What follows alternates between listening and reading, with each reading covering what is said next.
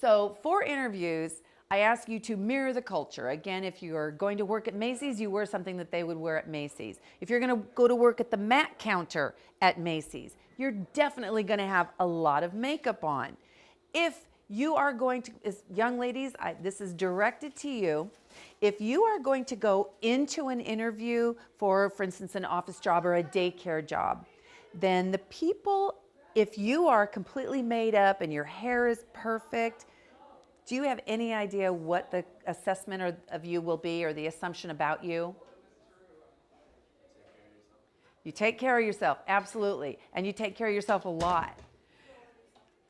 The thing is that people will be afraid is that they think you're going to spend all your time in front of a mirror.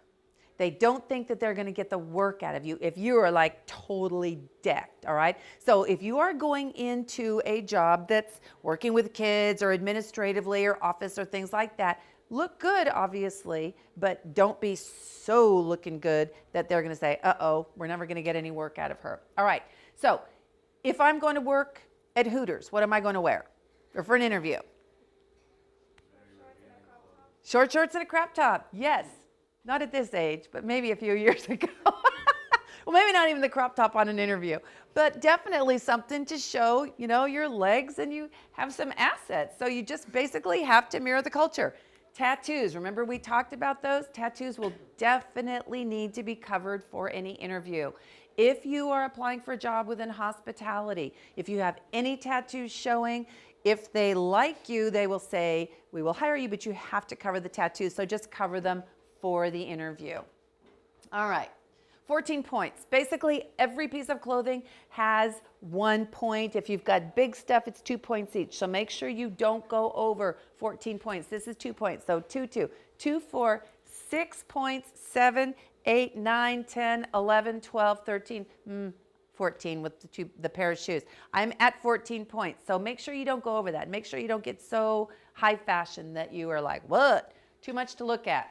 Okay, the interview.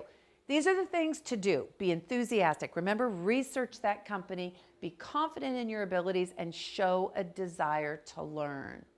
Now, stuff that's complicated, turn it into a positive. Remember when I said transportation? That can be complicated if you don't have a legitimate ride all the time, if you don't have your own car.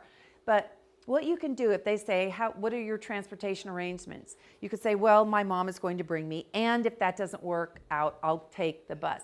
Because you've gone in there with an arrangement and a plan B, that turns your complication into a positive.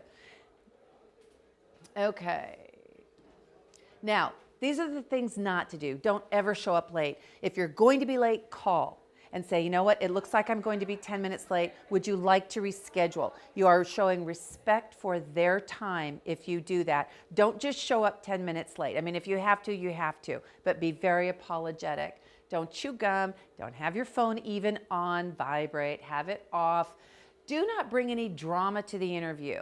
The interviewer does not want to know that in order for you to get a ride to work, that your brother's baby mama's aunt, who's now in jail, had committed to take you, but now she can't. That is not what you want to bring to an interview. No drama. And it's like, well, I couldn't find my shoes, so I'm here late. Keep all of that out, all right?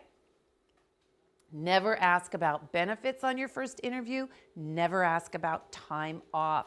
If you're in your first interview and you're saying, hey, I need 2 weeks off, they're just saying, no, it's not going to happen, but thank you for sharing. Thank you anyway, all right? So don't ask about benefits. Don't ask about time off.